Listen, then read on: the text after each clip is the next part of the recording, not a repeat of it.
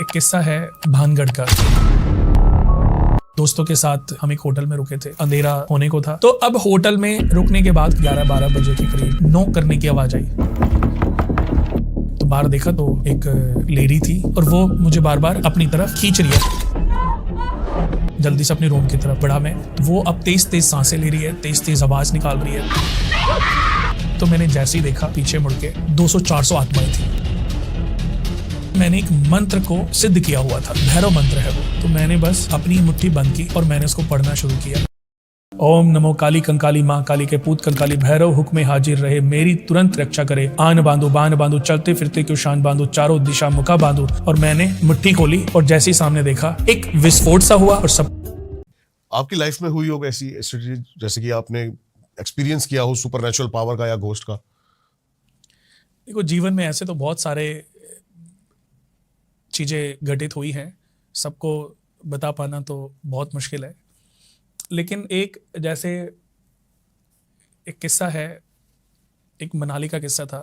खैर उस किस्से को तो सही बताऊं मैं भी याद करना नहीं चाहता, एक पॉडकास्ट में हमने उसको सुनाया भी था। तो ऐसी एक किस्सा था भानगढ़ का। भानगढ़ की बहुत स्टोरियां मैं सुनता रहता था। अच्छा। और आपने भी सुनी होंगी। हाँ, वो एशिया मोस्ट हॉन्टेड प्लेस है।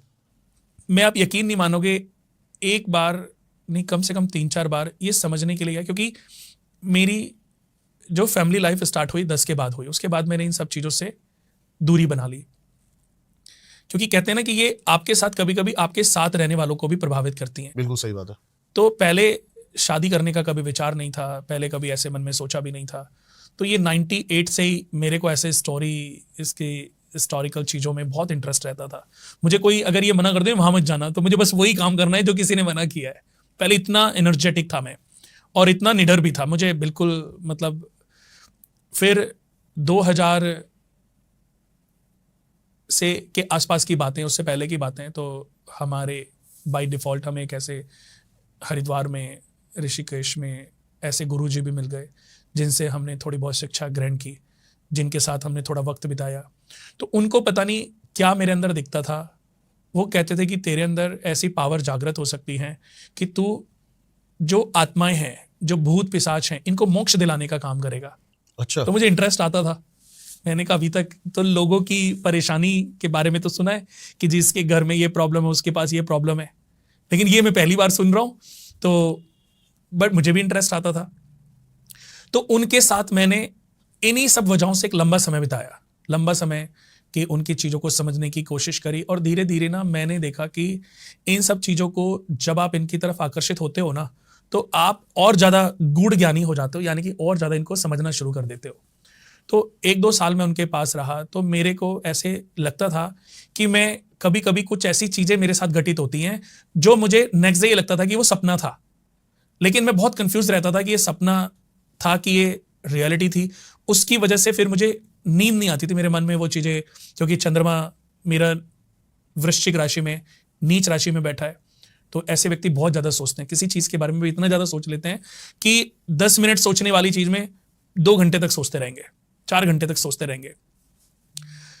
ओवर थिंकर भी होते हैं, हद से ज़्यादा किसी चीज़ के बारे में बहुत ज़्यादा सोचना। तो करते करते फिर ऐसे ही एक बार हम दोस्तों के साथ भानगढ़ गए। तो भानगढ़ से वापस आते हुए हम एक होटल में रुके थे।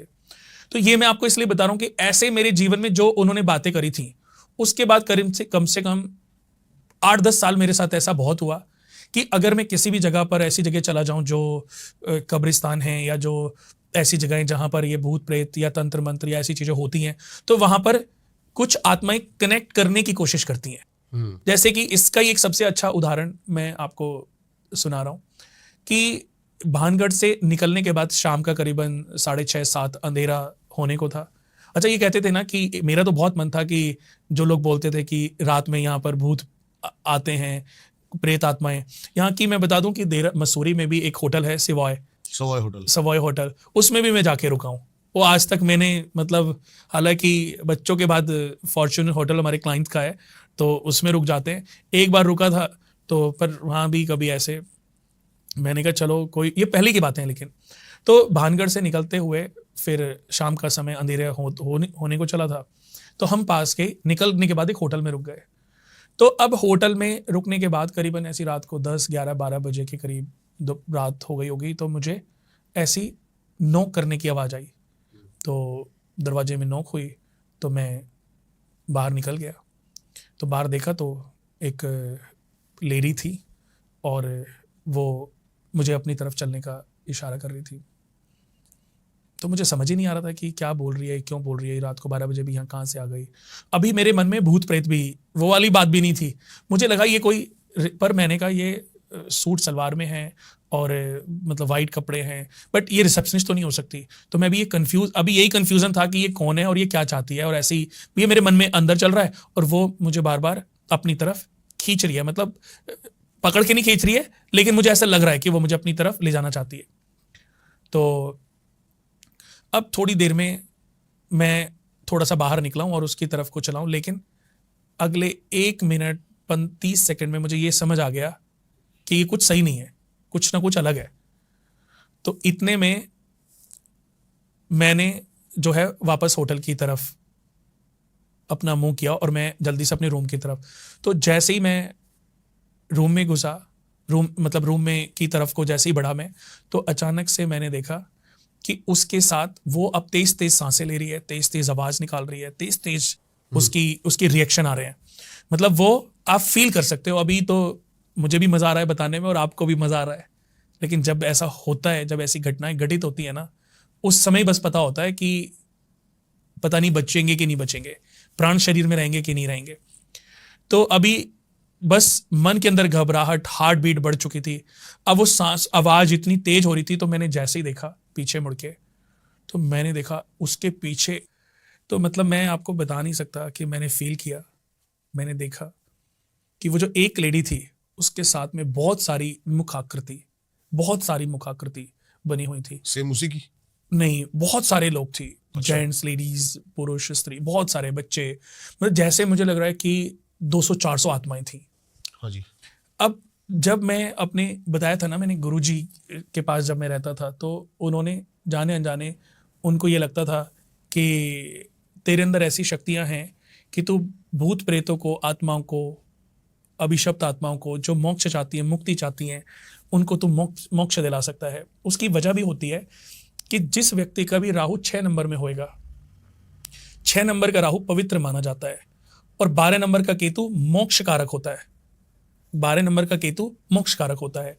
तो मेरी जन्म कुंडली में 6 नंबर में राहु लगन में और 7th हाउस में केतु विद्यमान है और 12वें घर में शनि बैठा है। तो मतलब ये, और शुक्र और गुरु 10th घर में बैठे हैं।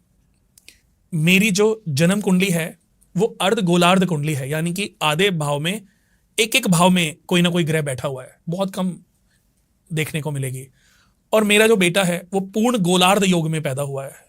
जीवन में असंभव सी बात है कि कभी ऐसे देखने को मिले, तो भगवान ने कुछ तो रीजन, कुछ तो वे जरूर सोचे समझे हैं। तो जो राहु और केतु का कॉम्बिनेशन है, या जो 10, तो गुरुजी शायद ये एक वजह होगी, आज मैं समझ पा रहा हूं। बट उस समय उन्होंने कुंडली भी नहीं देखी थी, उस समय उनके पास हो सकता है कुछ अलग शक्तियां हों। तो उन्होंने तो मुझे वैसे ही बोला था कि तेरे अंदर ऐसी शक्तियां होंगी। तो उनके द्वारा मैंने एक मंत्र को सिद्ध किया हुआ था। तो आप देखो, मैंने फिर अपना ये एकदम से, पहले मैं कवच भी डालता था, तो खैर बहुत दिन से मैंने डालना बंद कर दिया, कि मैं जब भी कहीं जाता था ना, वो कवच जरूर डाल के ले जाता था। तो कवच मेरे गले में ही था कि ताकि कोई मुझे नुकसान ना पहुंचा पाए। तो मैंने बस अपनी मुट्ठी बंद की और मैंने उसको पढ़ना शुरू किया। भैरव मंत्र है वो। अच्छा।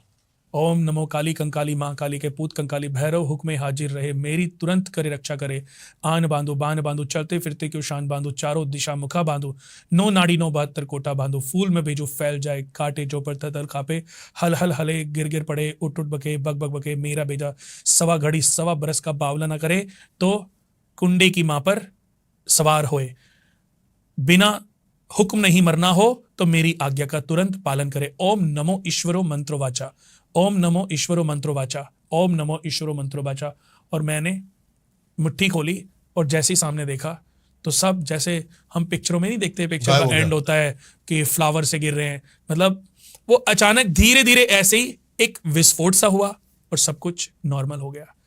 अब मैं उनकी, मतलब ये तो मैंने अपने दोस्तों को तो नहीं बताई, लेकिन जैसे जब मैं आ रहा था तब मैंने ये जरूर फील किया कि वो मुझसे मोक्ष का रास्ता चाहती थी।